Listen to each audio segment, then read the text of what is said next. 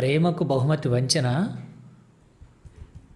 నా పుట్టినరోజు ఒకటే శుభాకాంక్షల వెల్లువ. రూమ్మేట్స్ కేక్ కూడా కట్ చేశారు. అయినా సంతోషం లేదు.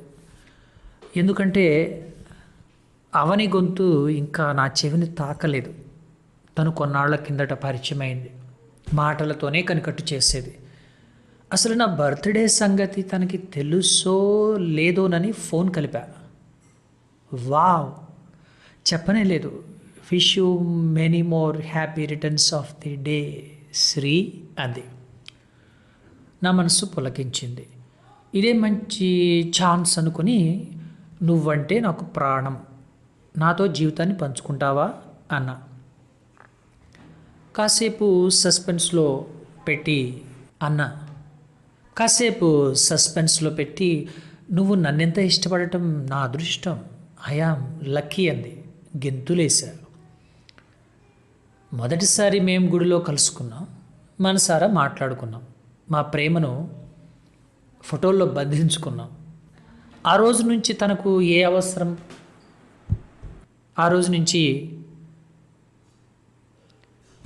అవసరం వచ్చినా పరిగెత్తుకెళ్ళేవాడిని. మనం సెపరేట్గా రూమ్ తీసుకుందాం, బయట కలవడానికి ఇబ్బందిగా ఉంది అందో రోజు. సరేనన్నా. అప్పటి నుంచి మాకు బోలెడంత ఏకాంతం. కానీ ఎన్నాళ్ళిలా పెళ్లి చేసుకుందామన్నా ఊకొట్టింది. సన్నిహితుల సమక్షంలో ఎంగేజ్మెంట్ చేసుకున్నాం. జాబ్లో సెటిల్ అవ్వగానే పెళ్లిపీటలు ఎక్కాలనేది నా ఆలోచన. కానీ కొన్నాళ్లకే మా విషయం వాళ్ళింట్లో తెలిసింది. అవనిని గది ఖాళీ చేయించి ఊరు తీసుకెళ్ళిపోయారు. ఓ రోజు ఫోన్ చేసి, ఇకపై మనం కలుసుకోవడం కుదరదేమో, ఆ రూమ్లో మన జ్ఞాపకాలు ఎన్నో ఉన్నాయి, జాగ్రత్త అంటూ ఏడుస్తూ పెట్టేసింది. 15 రోజులు ఫోన్ కోసం ప్రయత్నించి విసిగిపోయాను. లాభం లేదనుకొని నేరుగా వాళ్ళ ఊరెళ్ళాను. పొద్దున్నుంచి గాలిస్తే ఒక ఇంటి అరుగు మీద కూర్చొని కనిపించింది. తనని చూడగానే నా కళ్ళు చెమర్చాయి.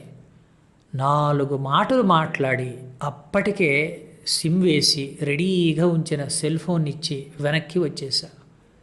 మళ్ళీ మాటలు చాటుమాటుగా కలుసుకోవడాలు మొదలయ్యాయి. కానిస్టేబుల్ ఫలితాలు వచ్చాయి. కొద్దిలో జాబ్ మిస్ అయింది. నిరాశలో కూరుకుపోయా. అదే సమయంలో అవని ఫోన్. ఇంట్లో వాళ్ళు సంబంధాలు చూస్తున్నారు, మనం పెళ్లి చేసుకుందాం అని. ఎస్ఐ జాబ్ ప్రయత్నాల్లో ఉన్న కొన్నాళ్ళు మీ వాళ్ళని ఎలాగోలా మేనేజ్ చేయి అంటే వినదే.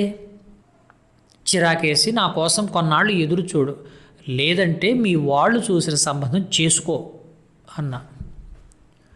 దాన్ని సీరియస్గా తీసుకుందేమో. వచ్చే నెలలో నా పెళ్ళి, ఇంకోసారి నాకు కాల్ చేయకు ప్లీజ్ అంది కొన్నాళ్లకు. నా గుండె పగిలిపోయే మాట అది.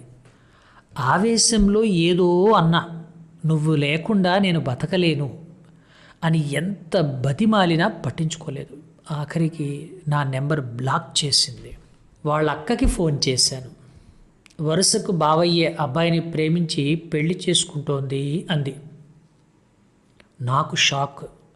14 నెలలు నన్ను ప్రేమించింది, నువ్వే లోకమంది, ఇప్పుడేంటిలా? వేరే నెంబర్తో కాల్ చేసి నిలదీశాను. తలంచుకుంది. వాళ్ళింటికి వెళ్ళిపోయాను. కలవనంది. తమ్ముడితో నేను ఇచ్చిన సెల్ ఫోన్ పంపించింది. ఓ రిపేర్ షాప్కి వెళ్ళి తన చాటింగ్ డేటా చెక్ చేశా. అసహ్యమైన మాటలు, చేతలు. పెళ్ళాడబోయే కుర్రాడితో అన్ని రకాలుగా దగ్గరైంది. నాపై ప్రేమ నటిస్తూ అడుగడుగునా వంచిన ఇలాంటి అమ్మాయి కోసమా నేను విలవిలలాడింది అని కుమిలి కుమిలి ఏడ్చా. తను నన్ను అంతగా మోసం చేయడానికి నేనేం తప్పు చేశానో ఇప్పటికీ అర్థం కావడం లేదు. తను మరొకరికి సొంతమవుతోంది, కానీ ఆమె జ్ఞాపకాలు నన్ను వెంటాడుతూనే ఉన్నాయి.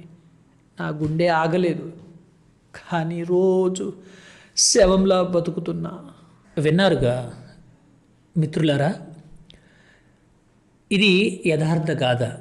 ఇలాంటివి కోకొల్లలు మీ చుట్టూ, నా చుట్టూ, మన చుట్టూ ఈ సమాజంలో విద్యార్థి లోకంలో, విద్యార్థి లోకం తరువాత ఉద్యోగ లోకంలో ఎంతోమంది వంచనకు గురవుతూ, వంచిస్తూ, వేరే వాళ్ళని మోసానికి గురి చేస్తూ, వాళ్ళు మోసపోతూ, ఇలా కారణం ఏంటి అంటే చివరికి తప్పు మనది అంటే ఆశించడం తప్పే కదా. చదువుకునే వయసులో ప్రేమించడం, దాన్ని నిలబెట్టుకోలేని స్థితి ఉండడం వల్లే కదా ఈ వ్యాకులత. ఇప్పుడు ఈ కథలో అబ్బాయి పోలీస్ జాబ్ రాలేదనే కదా తనని కొన్నాళ్ళు వెయిట్ చేయమన్నాడు. మరి ఈలోపే పెద్దవాళ్ళు వాళ్ళ యొక్క వ్యవహారాన్ని తెలుసుకుని మరి తీసుకెళ్ళిపోవడం,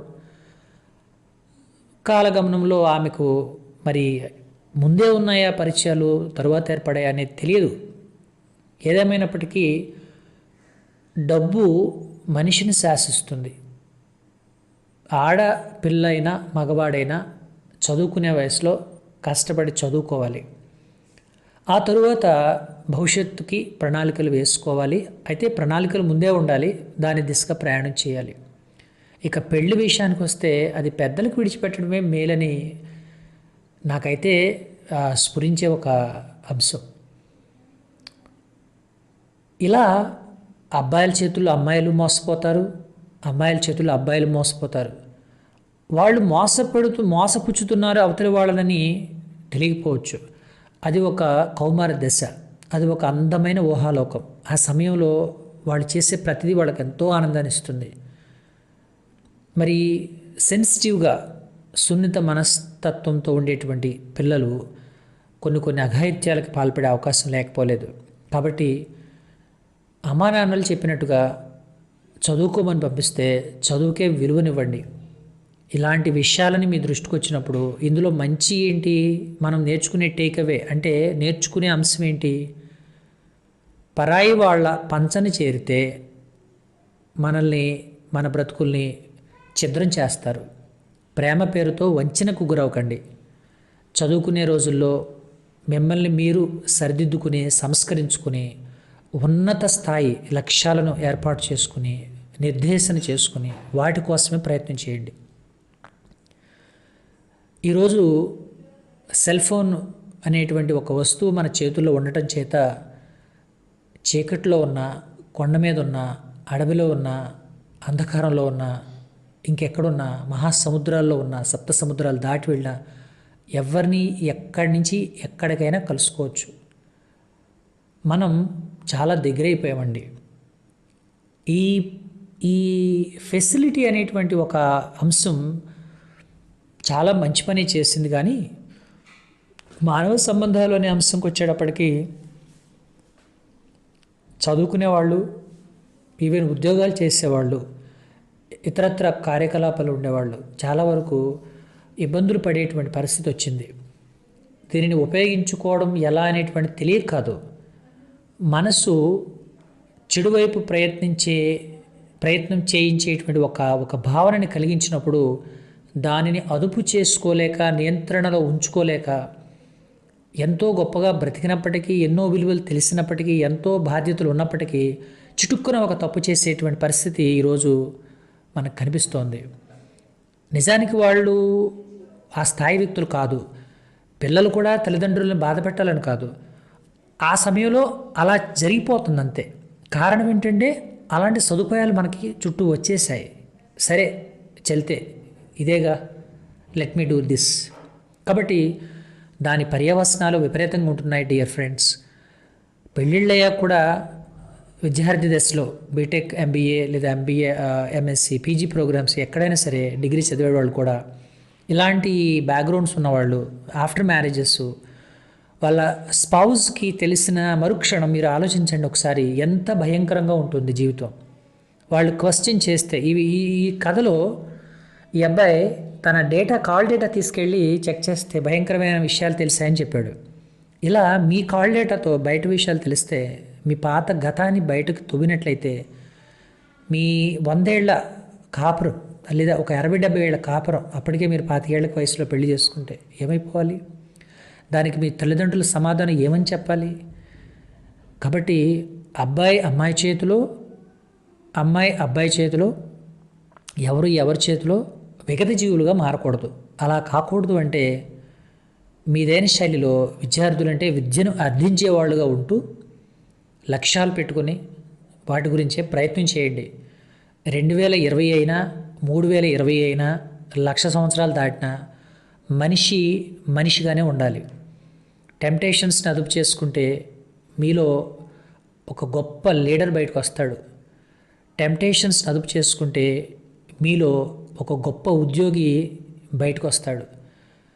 టెంప్టేషన్స్ అదుపు చేసుకుంటే మీకు తెలియకుండానే ఒక అందమైన లోకం మీ చుట్టూ ఉంటుంది. ఈ విషయాన్ని మనసులో పెట్టుకుంటారని ఆశిస్తూ సెలవు తీసుకుంటున్నాను. మీ ఎన్ఎంఆర్ పోలుగాని.